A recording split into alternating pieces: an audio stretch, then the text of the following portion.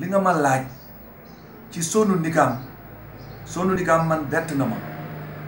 SONU NIGAM bu toogee ba ne azan nodd usko taklif hotaahe nodd gundaagiri la maanaam nodd da koy metti nodd ak caay-caay la parce que moom day nelaw fajar muy dégg ay nodd yi di ko tànqal dañoo war a woote benn loi pour képp kuy noddati nay nodd ci biir néegam wala nañuy nodd ca biir jàkkee bu ñu takk ay micro waaye SONU NIGAM mooy kan waaye SONU NIGAM warut wax loolu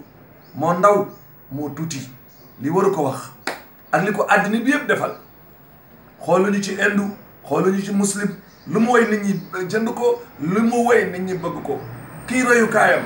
ki mu gëm ne mooy sëriñam Mohamed Rafi jullit la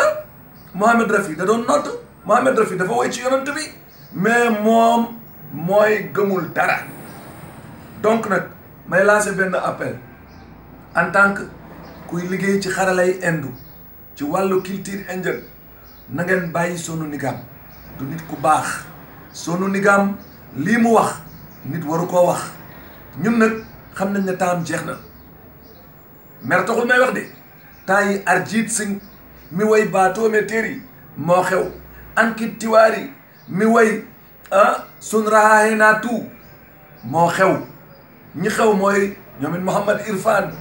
ñooñu ñoo xew léegi bu dawee nag làqatu ci parti politique BJP di ut buzz ngir ñu mën ko produiraat yëkkatiwaat que foofu baaxul SONU NIGAM may lancer appel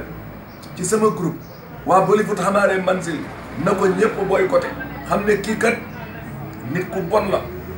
ku bon la ràññeeku na foo tourné ci internet bi dégg ngeen interview yi ñu ci def ñoomin Salman Khan ñëpp Mamadou danaa la envoyé vidéo yi ñu ci am yëpp pour ñëpp jotandoo ci xam waa Bollywood niñ ko meree